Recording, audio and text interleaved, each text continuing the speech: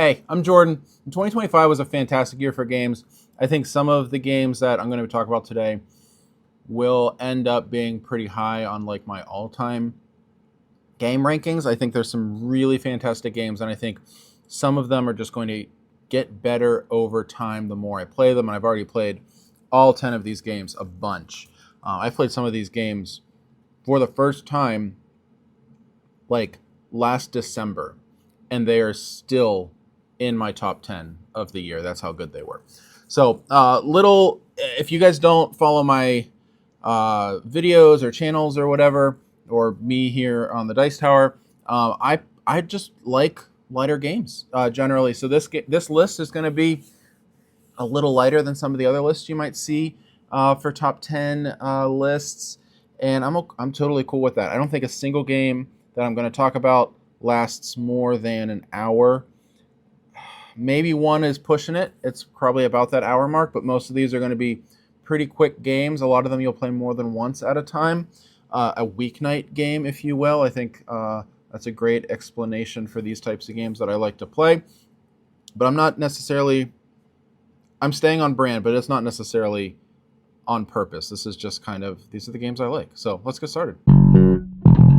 Fliptoons is a game that I thought looked really cool, and I wanted to try it almost based solely on how it looks. It has that kind of Cuphead style artwork, and from what I heard, it was kind of a deck building auto battler kind of game. I didn't really know what that auto battler thing was going to be about. I played Challengers when it came out, and I didn't enjoy it, but I thought this one seemed cool, so I wanted to try this one out. And it's such an interesting kind of take on this. You have this market of cards. You're going to be adding cards to this deck and thinning your deck out almost as efficiently as possible, because every round you're going to flip over these 6 cards, 3 on top, 3 on the bottom. And depending on how those cards flip up, they can interact in different ways for different points. Might cause other cards to flip. You might be able to stack some cards, and you're trying to pile up as many points as you can. Once you reach a certain point threshold, the game is over, and everybody has one final flip at that point. For a 20-minute game, there's a lot packed into it, which I really appreciate. So Fliptoons, can't wait for more cards. I hope they're coming.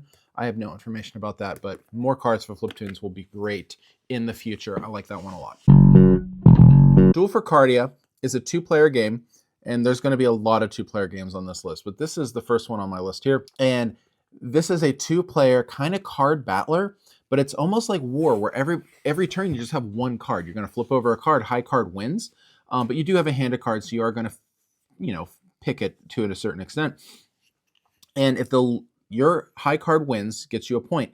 If you're the loser, your card gets to use its special ability. And so you don't want to win many of the rounds, because you're trying to maybe set yourself up for another win in the future that's going to score you 2 points or more points. Or maybe you're trying to do something that's then going to affect previously played cards. Maybe it's going to increase a value here, which gives you a win there. And there's so much clever card play in here that both of you have the same deck, but the cards are coming out at different times. So there's a lot of really great back and forth there.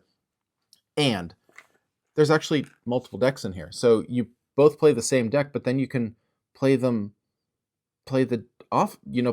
decks, and then you can mix and match cards between the 2 decks. There's a lot in this tiny little card game box. If you like 2-player games, check this one out. Duel forcardia. That's a cool one, all right. There's been a lot of talk about deduction games over the last couple of years, and Logic and Lore, I think, is a really great, compact, 2-player only deduction game. You got your searches for Planet X, you got your cryptids, you got your big deduction games. For a small deduction kind of card game, Logic and Lore, you're getting a lot of bang for your buck with this one. It's got a nice little slidey box right here. It's got that cool weird giraffe, wicked and wise artwork. And essentially, you're just trying to get these numbers lined up, 0 through 9, 1 through 10, something like that. You're just trying to get them all lined up. They're all going to be randomly out in a row in front of you, and you're going to take these different actions across the center. And as you take those actions, you can rearrange, check the placement of different cards, and just learn about the placement of your cards. And as you're rearranging them, it's super quick, super light and breezy for a deduction game. and it's a game that's usually quick enough that if you you beat somebody and they're like, let's try this again, let's shuffle it up and try again because I'm gonna get it this time. Really cool. I like this one a lot. Logic and Lore, my number, what is this, 8 of the year. All right, I went back and forth about including this one on my list at all, but I just really like it. I'm going to put it on my list, my rules, whatever. This is Jungo. This is this is a take off. There's a couple games that have recently come out like this. In Japan, there's a game called Hachi Train, and then recently also Nanatori Dori came out from Kid Table Board Games, and Jungo's from Happy Camper Games. And this is the one I own. This is the one I'm going to talk about today. This is the one that's, I think, most available around here. But it's a card shedding game. Think Scout. You can't rearrange your cards, and you're getting rid of groups of cards. 2 2s, 3 3s, 5 4s, that kind of thing. You're just playing larger groups out onto the table. And as you're doing that, you have the option of adding cards back into your hand that you just, if you just like one up some cards, you can add them into your hand. But you can't, because you can't rearrange your cards, you're going to be able to slot these new cards into your hand, creating bigger groups of cards. And those cards have to come out of your hand in the same kind of groups. I mean, I could describe it more, but that's really the whole game. I like it a lot. If you like Trio, this is the company that brought Trio a couple years ago. I think this one is just kind of maybe like a quarter step down. I think I like Trio better, but this one's like right there with it. I think this one is really wonderful, especially with kids and families, people that don't play games a lot. Jungo's a great one to have in your pocket for those kind of situations. This next one's a party game. I love it. It's a thinkier one. This is Alibis. This is sort of like Codenames meets That's So Clover kind of thing. It's a very thinky game where you are trying to do word association. There's going to be a whole bunch of suspects who may have done a crime. It's like a 4x5 kind of grid, or 4x3 kind of, I don't know. It's a grid of these suspects. Each of them has a word assigned to them. And then you have 2 of the suspects kind of cards. And you have to come up with a word that's going to associate those 2 things together. Everybody's going to do that. And you then have to, it's cooperative. Everybody then has to try to figure out what those pairs of suspects are. And there's one suspect that's left on the table that did not that wasn't selected. So you're trying to process of elimination, figure out who that person is. My family absolutely loves this. My sisters, their families, we play this one so much. So good. If you want a thinky party game, you like Codenames, you like So Clover, you like, things like Just One or Decrypto, things like that. This is a thinkier side of party games that I think is a lot of fun for a lot of people. This is the biggest game on my list. This is my number 5 game of the year. This is from Bitewing Games. It is Orbit. Orbit is a new Reiner Knizia game. I don't believe this is based off of anything. And it's a race game. You're trying to get from point A to point B to point C to point E to point or D to E to. You're getting across all of the planets through this clever movement system. You're getting through all of the planets and then back to your home planet before everybody else. There's no points. There's no rounds. You play a card, do what the card says, move around, and you're getting to these planets. But the thing is, as you're playing these cards, you're also moving the planets. Everybody on their turn is moving a planet, or more than one planet. And so the targets that you're trying to get to are moving at kind of irregular rates. So the players have a ton of control over where they can go, but also how to get in the way of the other players. There's so much interaction, and this one is just really boiled down, excellent racing type of game. Orbit. I like it a lot. And this is another Bitewing game. I love Bitewing. I don't think they released 10 games this year, but I could have. I have enjoyed everything that they put out this year. But this is Iliad. Iliad is such a good 2-player only game. And this is not the last 2-player only game on my list. There are more. This was a fantastic year for 2-player games. Iliad is a grid-based game where you are putting out these number tiles. Red has to play on red, blue has to play on blue, so it's going to be a checkerboard to begin. It's going to end with a checkerboard pattern as well. And all of them have a number on them. That's the strength of the tile. And most of them have a special power that you can use as well. And whenever you finish a row or column, you're then going to add up your strength in that row or in that column. You're going to collect these tokens. Whoever has the highest value gets first dibs on the tokens. The loser gets whatever's left over. Some of them are positive points. Some of them are negative points. Some of them count towards your gods. You have to collect all of the gods, like favor from all the gods, in order to be eligible to win. And if you're not eligible to win the game, no matter how many points you have, you might still lose because you didn't collect the right kind of tokens. So good, super slick. This is such a slick game for 2 players. Check it out, Iliad. It's a good one. I played this one later in the year. I think it is now just being released-ish, like to wider distribution. It's so good though. This is Tag Team from Scorpion Mask. It is a 2-player. I already talked about Fliptoons being an auto battler. This is also kind of an auto battler, but you get to choose the order of the cards. In Fliptoons, you're like, you shuffle up your deck and then you flip them over and see what happens.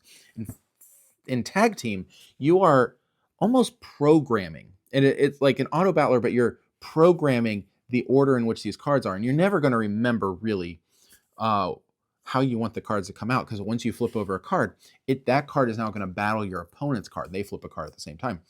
And so sometimes you want your cards to battle certain of your opponents. You have 2, almost smash up style, you have 2 of these heroes that you're combining, and your opponent has 2 heroes that they're battling.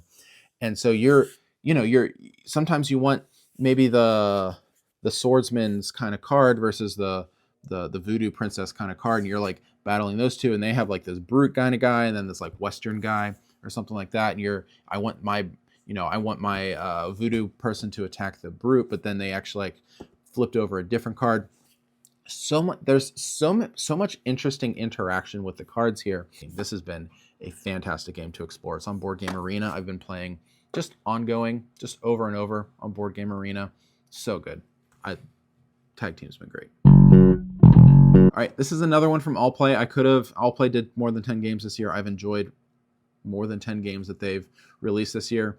But this one is one of my all-time favorite games already. This is Twinkle Twinkle. This has, it's kind of got that little King Domino drafting where you draft, what you draft is going to set turn order for the future rounds. So maybe you take something that's not as important to you right now, so you can get something important to you later, because there is that kind of future market available to you.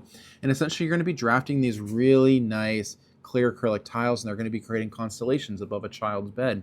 And there's so many different tiles in there. You got the stars, you got the expansion comes with like moons and aliens, but the base game has like more normal stuff, like what do we got? We got like nebula or black holes and planets and things like that, and they're all going to score differently. There's a whole lot of different scoring options in here that you can kind of mix and match and create your own experience every single game. And it just looks so pretty when it's all done with these double-sided acrylic tiles that just come together and just make this really pretty like constellations across your board game. I think this one is just something I like tucking into, It's Twinkle Twinkle. And my favorite game of the year was pretty obvious the first time I played it, how much I loved this. I have since played it. I don't know my numbers. Board Game Arena and in-person plays is probably close to 100. I'm pretty certain about that. I don't track my plays super well, but Board Game Arena does for me. And I'm pretty sure this is near 100 plays. It's partially because it's so quick, but there's just so much in this box that I don't think is always apparent up front. And this is Toy Battle. Toy Battle is a 2-player game. This is the last 2-player game on my list, incidentally. And this game is so good. It's almost got a Toy Story theme. You have like almost Stratego-like also, where you're trying to capture your opponent's base, and you have these kind of paths that you're following in these different spaces that you can put the pieces down onto, and every piece has its own special power, where it might bump another piece, or it might help you draw an extra one, or maybe discard something off your player's board, or maybe it can be placed in a special way. Every single board plays differently as well. Characters interact in interesting ways. It's a very abstract game with a lot of upfront strategy with it that you can definitely kind of slowly wade into that as you're trying to, not chess. I mean, I don't want to talk about like chess moves and whatever, but there's definitely some like, I don't want these numbers out. I want to lead with these characters.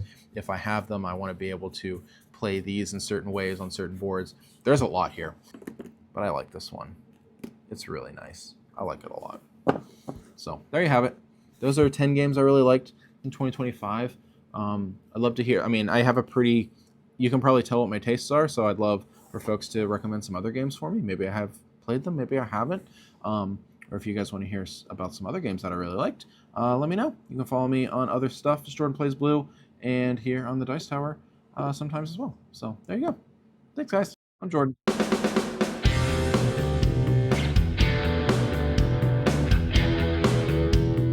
Hey, thanks for watching another video here on the Dice Tower.